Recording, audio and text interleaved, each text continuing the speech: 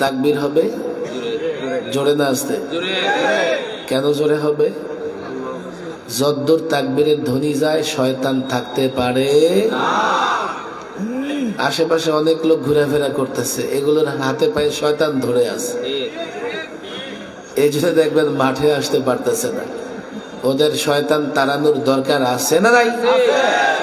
ভলিউমটা বাড়ান সবাই, বলেন ভলিউম বাড়ান, ভলিউম বাড়ান, ভলিউম বুঝেন তো? সাউন্ড বাড়ান। কি বাড়ান?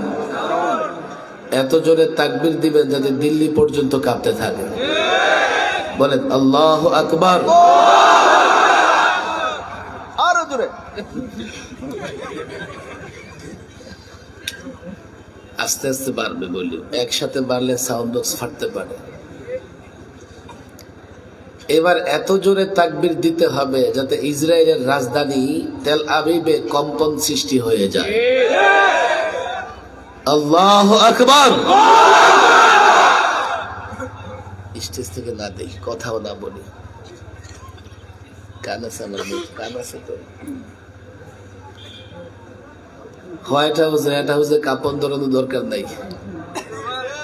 স্টেজে কোনো কথা হবে না, কেউ উঠবে না, কেউ নামবেও না। উঠা নামা কথা বলা সব স্টেজে বন্ধ। বলবেন হুজুর তাকবীর তো দিতেই পারি, কই দেন না তো আপনারা। ইসকনের সন্ত্রাসী লিডার চিন্ময় মালউন গ্রেফতার হওয়ার পরে তার সমর্থকরা এত জোরে স্লোগান দিছে, কি উন্মাদনা রে ভাই, মনে হয় যে দেশটা খেয়ে ফেলবে। স্লোগান দিয়েছে কার নামে? রামের নামে। জয় শ্রীরাম। কথা ঠিক না বে ঠিক? আমার তখন দিলে লাগলো হায় হায় হায়, ওরা রামের নামে মূর্তির নামে এত জোরে স্লোগান দেয়, এত উন্মাদনা ওদের। আর আমাদের যুবকেরা আল্লাহর নামে হাইয়ুল কাইয়ুম, চিরঞ্জীব আল্লাহ, তার নামে জোরে স্লোগান দিতে পারে না। তখন থেকে আমি কত মাহফিলে গেলে আগে স্লোগান দেবাই। বলবেন হুজুর এখান থেকে স্লোগান দিলে দিল্লি কাঁপবে কেমনে? না কাঁপলে গত 16 বছর স্লোগানে বাধা আসছে। এখান থেকে স্লোগান দেন, দিল্লি কেঁপে ওঠে। তো দিল্লি তার এজেন্টদের বলে মৌলবীদের স্লোগান থামাও, নাইলে কলিজা পানি হয়ে যাবে। আল্লাহর নামে স্লোগানে পাওয়ার আসে না নাই? তারা মূর্তির নামে স্লোগানে এত পাওয়ার কেমনে পায়? অথচ তুমি আল্লাহর নামে স্লোগান দিতে পাওয়ার পাও না, শক্তি আসে না। একটা মুখ বন্ধ থাকবে না, প্রত্যেকটা মুখ থেকে আল্লাহর ধ্বনি, আল্লাহর তাকবীর উচ্চারিত হবে। বলেন আল্লাহু আকবার। নারায়ে তাকবীর, নারায়ে তাকবীর, লিল্লাহি তাকবীর। একটা সময় ছিল মুসলমানেরা রাজনৈতিক ক্যাম্পাস করলে, মিছিল করলেও আগে কি বলতো? এখন কি বলে? এখন কি বলে? অমুকের সৈনিক। কথা ঠিক না বেঠিক? অমুকের জয়। একটা সময় পর্যন্ত নির্বাচনী পোস্টারেও নারে তাকবীর আল্লাহু আকবারের স্লোগান ছিল। এখন রাজনীতি করে বলে তার আর ধর্ম লাগে না, আল্লাহ লাগে না, এমন নেতার নামে স্লোগান দেয় যে কবরে গিয়ে তার হাড্ডি পর্যন্ত পৌঁছে গেছে। কোনো কাজ হবে না। পাওয়ার আছে আল্লাহর নামে। আল্লাহর নামে যদি স্লোগান দাও, কাফের বেঈমান তোমার মোকাবেলায় টিকতে পারবে না। কেন রে যুবক তোমরা আল্লাহর নামে স্লোগান দাও না? কেন দাও না আমি তো বুঝি না। হাঁটতে, বসতে, উঠতে, নামতে, রাস্তায় চলতে এখন থেকে স্লোগান হবে কার নামে? জবান খুলে কার?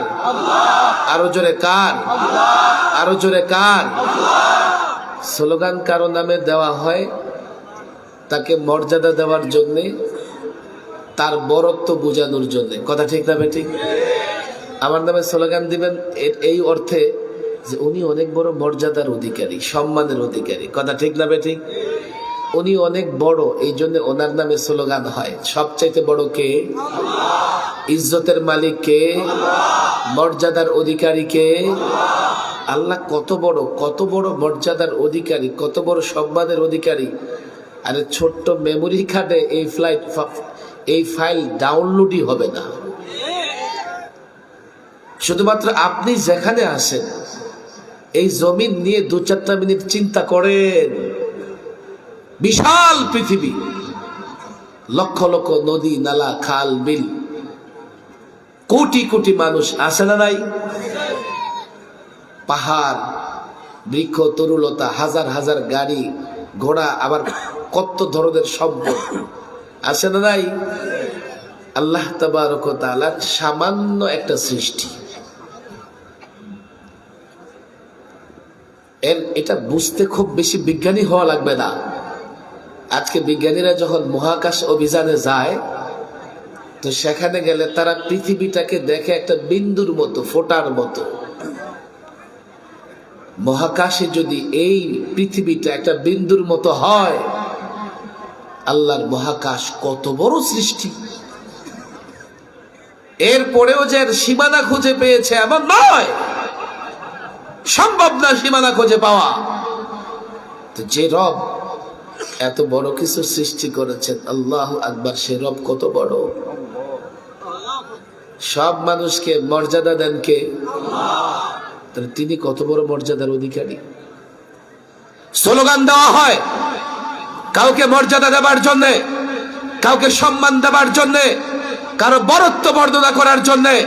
যেহেতু সমস্ত বড়ত্ব, মর্যাদা, সম্মানের অধিকারী আল্লাহ, তুমি মুসলমান স্লোগান দিলে আগে স্লোগান হবে আল্লাহর নামে। কথা ঠিক না বেঠে?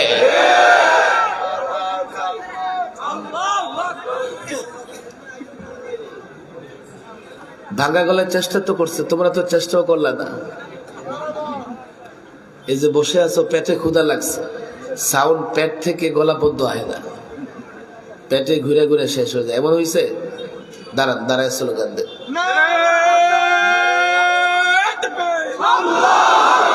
সবাই দাঁড়ান, দাঁড়ান, হাত মুষ্টিবদ্ধ করেন, হাত মুষ্টি।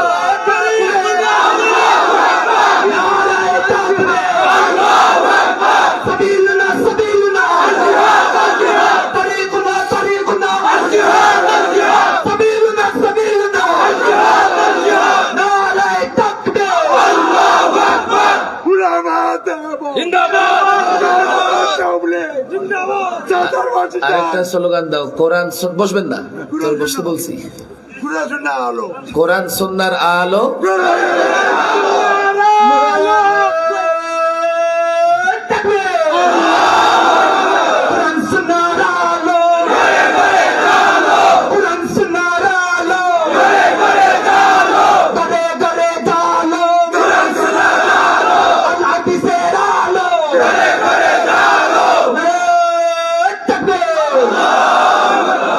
বসেন বসেন, নিজের জায়গায় আরাম করে বসেন। আপনাদের কষ্ট দিয়ে ফেলছি? মুসলমানের এর চাইতে বড় স্লোগান আছে? তোমরা যে সমস্ত তন্ত্র মন্ত্র মানো, হায় হায় হায়, কেউ কালমার্সের আলো জ্বালায় বাংলাদেশে, আছে না ভাই? কেউ লেলিনের আলো জ্বালায়। হায় হায় হায় হায় হায়, মুসলমানের বাচ্চা, অথচ কোরআন সুন্নাহর আলো জ্বালতে চায় না। কেউ ডেমোক্রেসির আলো জ্বালায়, কেউ সেকুলারিজমের আলো জ্বালায়, কেউ ন্যাশনালিজমের আলো জ্বালায়, কেউ সোশ্যালিজমের আলো জ্বালায়। ইসলামের আলো আমরা জ্বালাইতে চাই না। কথা ঠিক না বেঠিক? এই জন্য আগে পরে আলো জ্বালাবেন, আগে স্লোগান দিবেন কার নামে? ইসলামের নামে। কোরআন সুন্নাহর আলো ঘরে ঘরে জ্বালবো তো ইনশাআল্লাহ। সেকুলারিজম চলবে না, সেকুলারিজম চলবে না, ডেমোক্রেসি, সোশ্যালিজম বলেন, ন্যাশনালিজম, একটাই ইজম, একটাই মতবাদ চলবে, সেটা ইসলাম। কথা ঠিক না বেঠিক? হুজুর বুঝলাম না, আপনি আবার এগুলো কি বলতেছেন? ভাই আমাদের কপাল পোড়া, ছোট্ট একটা বাংলাদেশে চারটা ইজম চলে, মতবাদ চলে, ইসলামটা চালাইতে গেলে বলে জঙ্গি। কথা ঠিক না বেঠিক?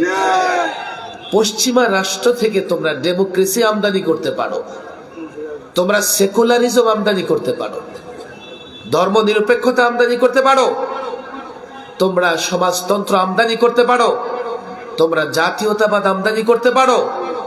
আমি যদি আরব থেকে ইসলাম নিয়ে আসি তো কি বলো? ওরা জঙ্গি, ওরা সন্ত্রাসী, ওরা সাম্প্রদায়িক, ওরা উগ্রবাদী, কত সুন্দর সুন্দর শব্দ বলে দেখেন। ওরা কুপমণ্ডক, ওরা ব্যাকডেটেড, ওরা আমরা বলি ব্যাকডেট, ডেট নাকি আমাদের ফেল হয়ে গেছে, ওরা প্রগতিশীল না। এই কথা বলে আমাদের গালি দেওয়া হয় কি হয় না? এখানে অনেক যুবকেরা এসেছে, আছে মাদ্রাসার ছাত্ররাও। দেখো, আমার ব্যথাগুলো বুঝার চেষ্টা করো, ওলামাদের ব্যথাগুলো বুঝার চেষ্টা করো। আমাকে পেশাদার বক্তা মনে করো না, ওলামাদের ব্যথা, আমাদের কাজ বুঝবার চেষ্টা করো। গত 16টা বৎসরে 3 বার সরকারি মেহমানখানায় ছিলাম। খুব মেহমানদারি করেছে মনে করতেছো না? 3 বেলা গরম গরম খাবার দিত, নাকের কাছে আসলে নাক আন্দোলন সংগ্রাম শুরু করতো। খবরদার, তুই যদি এই খাবার তোর মুখ দিয়ে ঢুকাস তো উল্টা বাইর করে দেবে। দুর্গন্ধযুক্ত খাবার, ছোট্ট একটা কামরায় 1.5 বৎসর একাকী, 24 ঘন্টা তালাবদ্ধ। কেন টর্চার হয়েছে? এই জুলুম। এই গাছটা সরাই ফেলো এখান থেকে, এই যে গাছটা সরা এখান থেকে, ওই যে পর্দার ইয়াটা সরাও।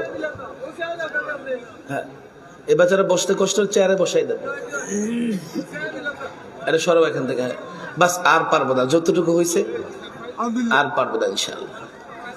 আমার দিকে তাকান, আমি কথা লম্বা করবো না।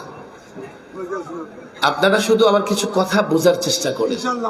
এই যে জুলুম কষ্ট সহ্য করেছি, এমনি না কোনো উদ্দেশ্য আছে?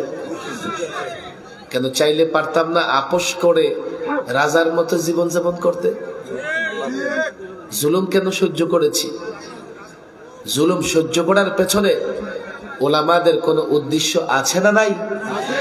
তো ভয় পায়েন না। জেলখানা আলেমের জন্য জেলখানা নয়, ইবাদত খানা। জেলে আলেমদের অনেক কষ্ট দেওয়া হয়েছে, কিন্তু শেষ রাত যখন হয়েছে, হাই সিকিউরিটিতে আমরা 72 জন আলেম ছিলাম। শেষ রাত হলে প্রত্যেক কামরা থেকে কান্নার আওয়াজ আসত। কেউ দাঁড়ায়া নামাজের নিয়ত বাইন্দা কান্না শুরু করে দিত, কেউ রুকুতে গিয়া, কেউ সেজদায় গিয়া। লোকেরা বলবে যে আন্দোলনে পতন হয়েছে, আমি বলি না, খোদাই গজবে পতন হয়েছে। তারা বলবে যে ফিরে আসবে, আমি বলি কোনোদিন আসতে পারবা না। খোদাই গজবে যাদের পতন হয়, আল্লাহ তাদেরকে নিদর্শন বানিয়ে রাখেন, তারা ফিরতে পারে না।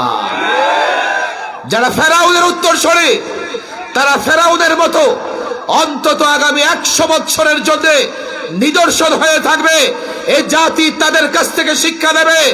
আলেমদের উপর যদি ভবিষ্যতেও কেউ টর্চার করে, তাদের পরিণতি হাসিনা সরকারের মতো হবে।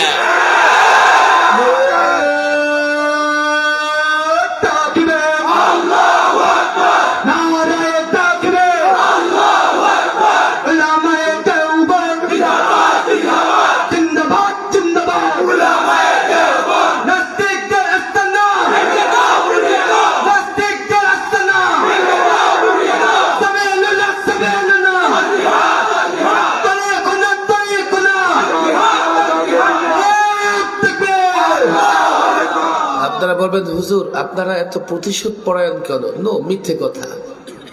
আমরা প্রতিশোধ নিতে চাই না, আমরা প্রতিহিংসা পরায়ণও না। তবে যেমন কর্ম তেমন ফল। কথা ঠিক না বেটি? আমার বলে হুজুর না, এটা না। তো বললাম কোনটা? হুজুর যেমন কুকুর তেমন মুগুর। কাজই করেছো এমন। এই 53 বছরের বাংলাদেশে অনেক ক্ষমতার পালাবদল হয়েছে, আজ পর্যন্ত কাউকে ক্ষমতা ছেড়ে দেশ ছাড়তে হয় নাই, আর তারা ক্ষমতা ছেড়ে আধা ঘন্টা দেশে থাকতে পারে না। তোমরা জনগণ থেকে আলেমদের বিচ্ছিন্ন করেছো, দিনের পর দিন রিমান্ডে রেখেছো, রিমান্ডে টর্চার ছেলে এক এক আলেমকে রক্তাক্ত করেছো। আল্লাহর কসম, আল্লাহর গজব পড়েছে, তোমরাই জনগণ থেকে বিচ্ছিন্ন হয়েছো, দেশে থাকতে পারো না। জেল খেদে আলেমরা ক্ষতিগ্রস্ত হয় নাই, ভয় পাবার কোনো কারণ নাই। তবে যে কারণে ওলামা ইকরাম জেল খেটেছে, টর্চার সহ্য করেছে, একটাই চাও আমাদের, এই ভূখণ্ড আল্লাহর, এখানে কর্তৃত্ব, নেতৃত্ব, বিধান চলবে আল্লাহর কথা, ঠিক না বেঠিক? একটাই কথা, তোমরা মদিনার ইসলাম মানতে চাও না, অথচ রাশিয়ার সমাজতন্ত্র সংবিধানে নিয়ে এসেছো। তোমাদের কাছে মদিনার ইসলাম পছন্দ হয় না, অথচ ইউরোপ আমেরিকা থেকে তন্ত্রমন্ত্র আবিষ্কার করেছো। এই যুব সমাজ পরিষ্কার বলে দেই, আমাদের সঙ্গে থাকো আর না থাকো, আমরা এই জমিনে কোরআনী শাসন প্রতিষ্ঠা করব। তোমরা যদি তন্ত্রমন্ত্র প্রতিষ্ঠা করতে চাও, লড়াই হবে। আল্লাহর কসম, ইমানদারদের সামনে কোনো শক্তি টিকতে পারবে না।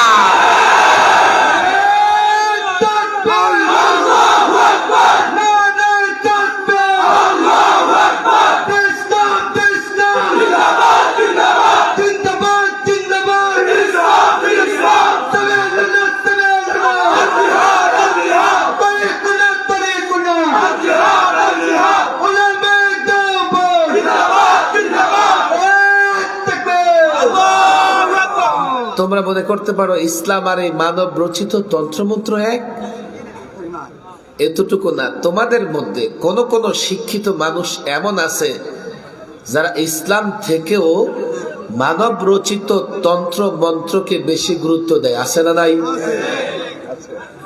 কেন গুরুত্ব দেয় সেটা ভিন্ন কথা, দেয় এমন আছে না নাই? দেখো বর্তমান যে রাষ্ট্র ব্যবস্থা, অনেক রাত হয়েছে, বেশি কথা আমি বলবো না, আমার দিকে তাকান। এই রাষ্ট্র ব্যবস্থার মূল কিছু বিষয়, মৌলিক কিছু বিষয়, যেহেতু এই রাষ্ট্র প্রচলিত তন্ত্রে মন্ত্রে চলতেছে, এই রাষ্ট্র ব্যবস্থার মূল কিছু বিষয় একদিকে রাখো, আর ইসলামী রাষ্ট্র ব্যবস্থার পক্ষ থেকে এই বিষয়গুলোর জবাব দাও, তখন তোমার কাছে স্পষ্ট হয়ে যাবে যে প্রচলিত তন্ত্র মন্ত্রের রাষ্ট্র ব্যবস্থা এটা জনগণের জন্য কোনোভাবেই কল্যাণকর নয়। আচ্ছা আমার দিকে তাকান, প্রচলিত রাষ্ট্র ব্যবস্থায় সরকারের মেয়াদ আছে না নাই? বাংলাদেশের মেয়াদ কত? ইসলাম কি বলে জানেন? সরকারের কোনো মেয়াদ নাই। এখন মেয়াদ থাকা ভালো না না থাকা ভালো? এখন উত্তর দিবেন না, পেছ লাগাই ফেলবেন। সরকারের মেয়াদ থাকা ভালো না না থাকা ভালো? আমার দিকে তাকান, আপনারা কোনো সিদ্ধান্ত দিবেন না। ইসলাম সরকারের কোনো মেয়াদ ঠিক করে দেয় নাই, আর প্রচলিত রাষ্ট্র ব্যবস্থায় সরকারগুলোর মেয়াদ আছে না নাই? এমনকি নানান দেশে 2 মেয়াদের বেশি কোন ব্যক্তি প্রেসিডেন্ট থাকতে পারে না, এই নিয়মও আছে, আছে না নাই? আচ্ছা দেখেন ইসলাম কি বলে, যতদিন তুমি কোরআন সুন্নাহ মেনে নাগরিকদের কল্যাণে কাজ করবা, 50 বছর হোক আর মৃত্যু পর্যন্ত তুমি ক্ষমতায় থাকতে পারবা, তোমার মেয়াদ শেষ হবে না। যদি প্রচলিত রাষ্ট্র ব্যবস্থা অনুযায়ী আপনি মেয়াদ ঠিক করে দেন, খেয়াল করেন এই সরকার হয়তো ভালো হবে, না হলে মন্দ। আচ্ছা যদি ভালো হয় তো 5 বছর পরে তাকে হারায়া আপনি ক্ষতিগ্রস্ত হবেন, আর যদি মন্দ হয় 5 বছর তারে আপনি ক্ষমতায় রাখবেন, আর 5 বছর আপনার ধরে কি লাভে? কথা ঠিক না বেঠিক? যদি লুটেরা হয় তো 5 বছর দেশের সম্পদ লুট করবে, যদি অর্থ পাচারকারী হয় 5 বছর অর্থ পাচার করে ক্ষমতা ছাড়ার আগের দিন দেশ ছেড়ে পালাবে। হাতে পায়ে দড়ি, একটু বুঝার এদিকে আছে, খোলো পর্দা, খুলে দাও, খুলে দাও। ঠিক আছে বাবা, খুলে দিচ্ছি, খুলে দিচ্ছি, তোমরা আওয়াজ করো না, খুলে দিচ্ছি। আর আগার জায়গা নেই, একটু একটু দাঁড়াই থাক, আগার জায়গা নেই। আমি ক্লান্ত মানুষ, অসুস্থ মানুষ, একটু একটু এখন কথা বলো না, একটু আমার পার্থক্যটা বুঝেন আপনারা, একটু খেয়াল করে শোনেন। আমি জানি আপনাদের কষ্ট হচ্ছে, মাঠ ছোট হয়ে গেছে, আমার কিছু করার নাই এখানে। এবার আর ডিস্টার্ব করবো না, পর্দা খুলে দিছে, পেছনে পেছনে আমরা দাঁড়াবো। আমার দিকে তাকান, আমার দিকে তাকান।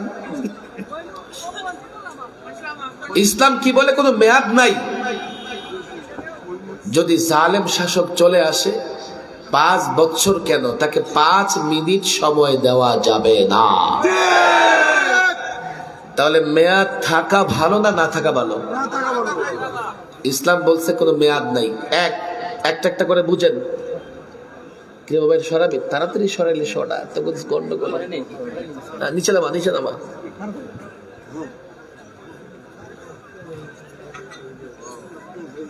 আমাদের মাটি ছোট, এত লোক কোথেকে জায়গা দিবা? বাস দিয়ে তোর বসে যাও। আর আমরা কেউ দেখার জন্য জিদ করব না। আমি দরকারের শেষের দিকে একটু দেখা দিয়ে যাবো আপনাদেরকে। আমরা আর কেউ দেখার জন্য জিদ করব না। আমি কিন্তু পরিপূর্ণ সুস্থ না। 21 থেকে 23 আমি যে সরকারি মেহমানখানায় ছিলাম, অনেক শারীরিক জটিলতা আমার দেখা দিছে। 1 বছর আমি এখনো সুস্থ হইতে পারি নাই। ডাক্তাররা তো তখনই বলছে রেস্টে থাকেন। আমি বললাম রেস্টে থাকতে থাকতে মরে গেলে লাভ কি? গ্যারান্টি আছে বাঁচবো? কথা বলতে থাকি, যতদিন বেঁচে থাকি কথা বলবো, মরে গেলে তো মরেই গেল। হাতে পায়ে ধরি, অনেক ব্যথা নিয়ে কথা বলি। আঘাতে আঘাতে এতটা ক্ষত তৈরি হয়েছে, অনেক ক্ষত ভেতরে তৈরি হয়েছে। কিভাবে দেশটাকে পরিবর্তন করবো বুঝতেই পারতেছি না। 2, ইসলামী রাষ্ট্র ব্যবস্থায় সরকারি দল বিরোধী দল নাই। আর প্রচলিত রাষ্ট্র ব্যবস্থায় সরকারি দল বিরোধী দল আছে। থাকা উচিত না না থাকা উচিত? খেয়াল করেন, যদি সরকারি দল বিরোধী দল থাকে তো সরকার যা কিছু করে না কেন সরকারি দল সেটাকে সাপোর্ট করে, যদিও কোরআন সুন্নাহর বিরুদ্ধে কোনো কিছু করা হয়। আবার বিরোধী দলের চরিত্র কি? সরকার ভালো কিছু করলেও বিরোধী দলের নেতারা সেটা বিরোধিতা করে। আর ইসলামী রাষ্ট্র ব্যবস্থায় সরকারি দল বিরোধী দল নাই। সরকার যদি ভালো কাজ করে তো প্রত্যেকটা জনতার উপরে সরকারের আনুগত্য করা ওয়াজিব। সরকার যদি দেশের কল্যাণে ইসলাম কোরআন সুন্নাহ মেনে কাজ করে, এই বুঝো, আমার তো ভয় হয় কালকে আমি যখন ইসলাম প্রতিষ্ঠা করব তো তুমি একটা দল বানায়া আমার বিরোধিতা করতে থাকবা। এই প্রচলিত তন্ত্রে মন্ত্রে যারা রাজনীতি করে তাদের বিরোধিতা করো, ঈমান যাবে না। কিন্তু কালকে আমি যখন ইসলামের নামে রাষ্ট্র চালাবো তখন যদি তুমি বিরোধিতা করো তোমার কিন্তু ঈমান থাকবে না। কেন ইসলামী রাষ্ট্রে সরকারি দল বিরোধী দল নাই? কেন নাই? এই জন্যই নাই যেহেতু সরকার কোরআন সুন্নাহ মেনে জাতির কল্যাণের জন্য যে কাজ করবে, জনগণের জন্য সরকারের সমর্থন দেওয়া, আনুগত্য করা ওয়াজিব ওয়াজিব ওয়াজিব। আর যদি সরকার কোরআন সুন্নাহর বাইরে গিয়ে, জনগণের কল্যাণের বাইরে গিয়ে কোনো কাজ করে, সরকারি দল বিরোধী দল নাই, প্রত্যেকটা নাগরিকের জন্য ওয়াজিব সরকারের বিরোধিতা করা। এবার বলেন বিরোধী দল থাক, সরকারি দল বিরোধী দলের কনসেপ্ট থাকলে ভালো না না থাকলে ভালো? 3, আমার দিকে তাকান। ইসলামী রাষ্ট্র ব্যবস্থায় প্রার্থী হওয়ার সুযোগ নাই। কোন কোন ক্ষেত্রে প্রার্থী হওয়ার যে বিষয়টা আছে সেটা বিশেষ ক্ষেত্রে। সাধারণত আপনি প্রার্থী হতে পারবেন না যে আমি অমুক জনদরদি, আমার চরিত্র ফুলের মতো পবিত্র, আমার দুনয়ন এলাকাবাসীর উন্নয়ন। আছে না নাই? ওনার দুনয়ন এলাকাবাসীর উন্নয়ন না, না এলাকাবাসীর খাল খনন? খাল পর্যন্ত খনন করে মাটি খেয়ে ফেলে। আর আছে না নাই? আমার দিকে তাকান। যদি প্রার্থী হয়ে নেতা হওয়ার সুযোগ থাকে তো যে কেউ কালো টাকা, পেশি শক্তি, বাহিনী গঠন করে মানুষকে বিভ্রান্ত করবে। মাইকিং করবে, সিএনজি লাগায় দিবে, পোস্টার করবে, জনতা মনে করবে হায় হায় সেদিকে খাঁটি জনদরদি, খাঁটি জনদরদি। আল্লামা মুফতি আমিন রাহিমাহুল্লাহ বলতেন, প্রচলিত রাজনীতি আসলে কি? প্রচলিত রাজনীতি জরুরত हो तो गधा को बाप बना लो, जरूरत हो तो गधा को बाप बना लो, प्रयोजन होले गधारे बाप डाको, अगर जरूरत खत्म हो जाए तो बाप को गधा बना लो। নির্বাচন আসলে ওই বেচারা খেতে খামারে কাজ করতেছে, জড়ায় ধরে চাচা আব্বা বাবা ডাকে, ডাকে কি ডাকে না? নির্বাচন শেষ, গেটে কুত্তা রাখা থাকে, যাবে কুত্তায় এমন ভেংচি কাটবে নিজে বাপ বাপ করে ফেরত আসবে। কথা ঠিক তা বেঠে? এই যুবকেরা বলে হুজুর নোট দিব ভোট, তোমারে যে নোট দেয় এটা ইনভেস্ট করে, আগামী 5 বছর এমন হাজার হাজার নোট তোমার রক্ত বিক্রি করে তারা উপার্জন করে নেবে। গত 16 বছরে 22 লক্ষ কোটি টাকা পাচার হয়েছে। গত 16 বছরে বাংলাদেশ ঋণ করেছে 18,35,000 কোটি টাকা। যেই টাকা বাংলাদেশ থেকে পাচার হয়েছে এই টাকা দিয়ে বাংলাদেশ কমপক্ষে 5 বছর চলতো। যেই টাকা ঋণী বাংলাদেশ, আগামী 50 বছরে তোমার রক্ত বিক্রি করে এই ঋণ শোধ করা লাগবে। আমি চ্যালেঞ্জ করে বলি, তোমরা যারা রাজনীতি করো, প্রচলিত রাজনীতি 20 বছর 25 বছর রাজনীতি করে তোমাদের মধ্য থেকে 2-4টা আঙুল ফুলে কলা গাছ হয়, আর ম্যাক্সিমাম যুবক বাপ দাদার বিটা মাটি বিক্রি করে মধ্যপ্রাচ্যের কোনো একটা দেশে চলে যায়। 45 ডিগ্রি তাপমাত্রার নিচে তার চোখের পানি আর দেহের ঘামে সে একাকার হয়ে যায়। আজ পর্যন্ত শুনেছ কোন রাজনীতিবাদ তার সন্তানকে বাংলাদেশের কোথাও কোন ইউনিভার্সিটিতে পড়ায়?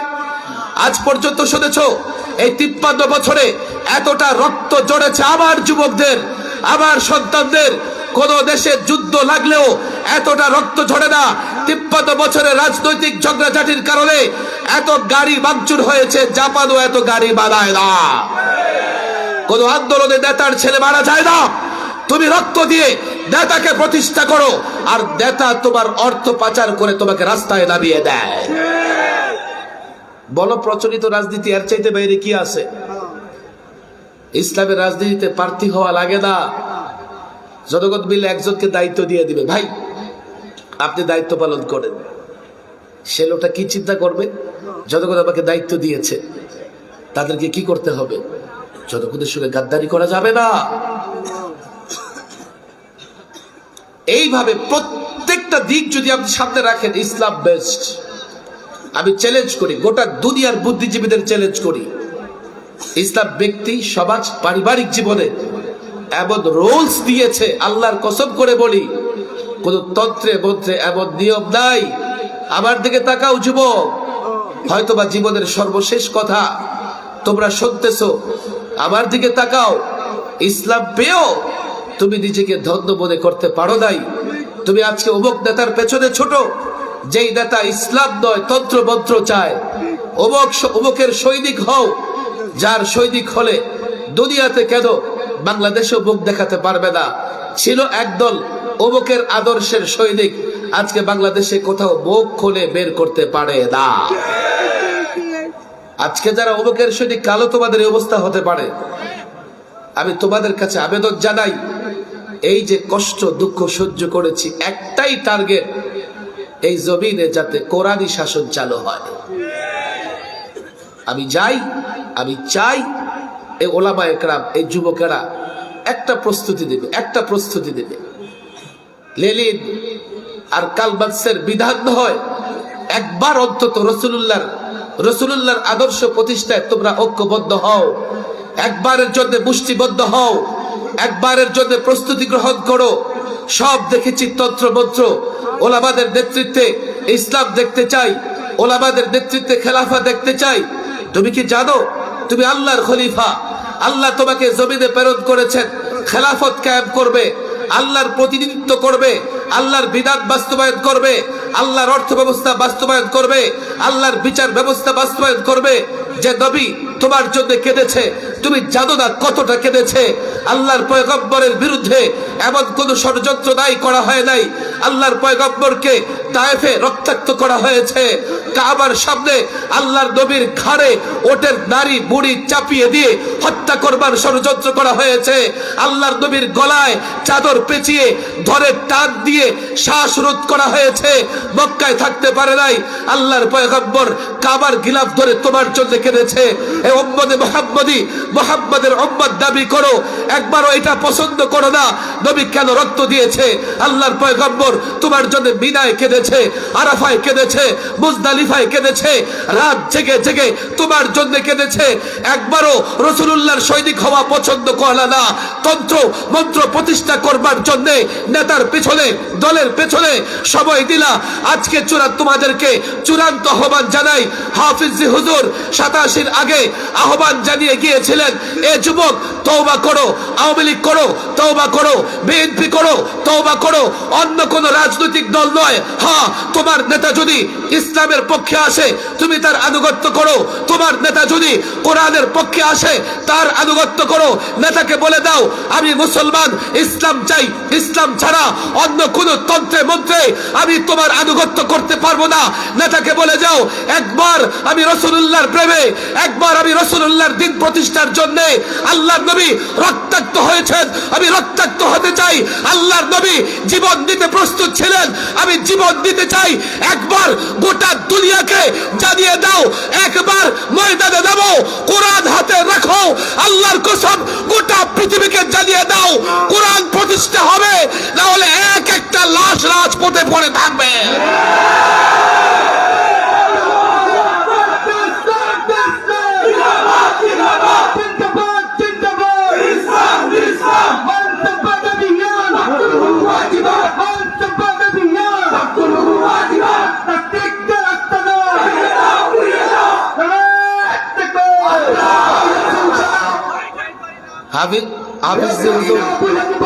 হাফিজ হুজুর রাহিমাহুল্লাহর নাম শুনেছেন? হাফিজ হুজুর রাহিমাহুল্লাহর নাম শুনেছেন? 80 বছরের একটা বৃদ্ধ খানকা থেকে বের হয়ে ময়দানে নামেছে। কেন নেমেছে জানো? কেন নেমেছে তোমরা তো জানবারও চেষ্টা করো না যুবকেরা। মুসলমানদের অনেকগুলো ফরজ বিধান যা খেলাফা প্রতিষ্ঠা না হলে আদায় করতে পারবা না। আজকে মুসলমানরা কেন শান্তিতে নাই? আংশিক ট্রিটমেন্ট নিয়ে রোগী সুস্থ হয় না। কারো পেটে কি হয়েছে, কারো পেটে অপারেশন হয়ে আংশিক অপারেশন করলে রোগী সুস্থ হবে না, মারা যাবে। ডাক্তাররা অ্যান্টিবায়োটিক কোর্স দেয় কি দেয় না? আপনি অর্ধেক খাবেন অর্ধেক খাবেন না, তো শরীরের জীবাণু আহত হয়ে থাকবে। খাবার বন্ধ করে দিলে আগের চাইতে শক্তিশালী হয়ে আপনার দেহে আঘাত করবে। কথা ঠিক না বেঠিক? আজকে মুসলমান নির্যাতিত কেন? এই জন্যই নির্যাতিত, তারা পুরোপুরি ইসলামের উপরে অবিচল অটল নয়। আংশিক ইসলামের উপরে থাকলে কিছুটা তো মর্যাদা আছে, তবে চূড়ান্ত সফলতার জন্য পুরো ইসলামকে মানতে হবে। কথা ঠিক না বেঠিক? হাফিজ হুজুর তওবার ডাক দিয়েছিলেন। আজকে 30-32 বছর পরে আমি তোমাদেরকে তওবার ডাক দেই। আজ হাফিজ হুজুর আমার নানা জান আত্মীয়তার সূত্রে আমি গোটা বাংলাদেশের যুবকদের বলি, দেখো হাফিজ হুজুর রাহিমাহুল্লাহ তওবার ডাক দিয়েছিলেন, তওবা করো। তোমরা কোরআনী শাসন প্রতিষ্ঠা না করে গুনাহ করেছো, কবিরা গুনাহ করেছো। তোমরা আল্লাহর নবীর আদর্শ বাস্তবায়ন না করে কবিরা গুনাহ করেছো, যার জন্য গজব হিসেবে আমরা কোথাও শান্তিতে নাই। তওবা করো, সব দলের লোকেরা তওবা করো। ওলামাদের বলবো, এই জাতির নেতৃত্ব দেওয়ার জন্য আপনারা প্রস্তুত হন। এই জাতিকে স্বপ্ন দেখান, এই জাতির সামনে ইসলামের সৌন্দর্য তুলে ধরেন, এই জাতিকে বুঝান ইসলাম দুনিয়া আখেরাতের কল্যাণের জন্য। ছাত্রদের বলবো, দায়ী হও, মুবাল্লিগ হও, প্রত্যেক যুবকের কাছে তার আমানত পৌঁছে যাও, ইসলামের আমানত পৌঁছে দাও। পাড়া মহল্লায় ঘাঁটি তৈরি করো, ইসলামের দুর্গ তৈরি করো। আমি তো বলি 5ই আগস্টে বৈষম্য দূর করবার জন্য 2000 ছাত্র জনতা রক্ত দিয়েছে, অথচ ইসলাম প্রতিষ্ঠা হলে কোথাও বৈষম্য থাকবে না। শুধুমাত্র চাকরিতে নয়, কোথাও বৈষম্য থাকবে না। ইসলাম প্রতিষ্ঠা হলে অন্যায় অবিচার থাকবে না, সর্বত্র ন্যায় বিচার প্রতিষ্ঠা হবে। এই ইসলাম যদি প্রতিষ্ঠা করে ফেলো, কোথাও আর বৈষম্য বিরোধী আন্দোলন করতে হবে না। ইসলাম প্রতিষ্ঠা করা আমি মনে করি 5ই আগস্টের আন্দোলনের চাইতে সহজ হবে। কখন সহজ হবে? যদি আমরা প্রত্যেকটা যুবককে ইসলাম বোঝাতে পারি। আর এই যুবকেরা পাড়া মহল্লায় দাঁড়িয়ে একথা বলে দেয়, ইসলাম চাই, ওরে নেতাজি ইসলাম চাই, ওরে দল ইসলাম চাই, ওরে দল আল্লাহর নবীর আদর্শ চাই। এই যুবকেরা যদি নিজের জায়গায় দাঁড়িয়ে গোটা জাতিকে বলে দেয়, বিনা রক্তপাতে বাংলাদেশে ইসলাম প্রতিষ্ঠিত হবে। ওলামাদের দায়িত্ব পালন করতে হবে, ছাত্র জনতাকে দায়িত্ব পালন করতে হবে। জাতিকে সঙ্গে দিয়ে আমরা এই দেশটাকে শান্তিতে শান্তিতে ভরে দিব ইনশাআল্লাহ।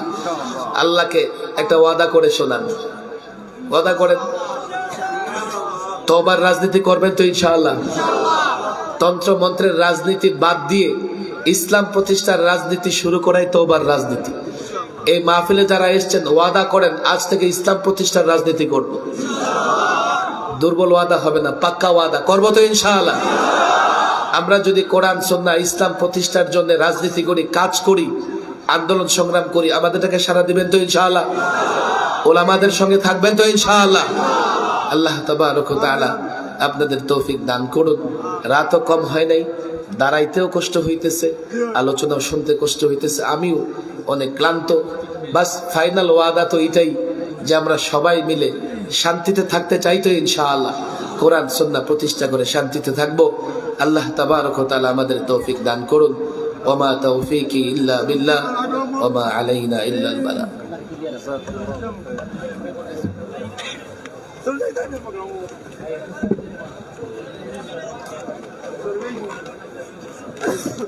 আলহামদুলিল্লাহ, আমরা গুরুত্বপূর্ণ আলোচনা শুনছিলাম। মজলুম আলেম দ্বীন হযরত আল্লামা হযরত মাওলানা মুফতি সাখাওয়াত হোসেন রাজি সাহেব দামাত বরকাতুহুল আলিয়া।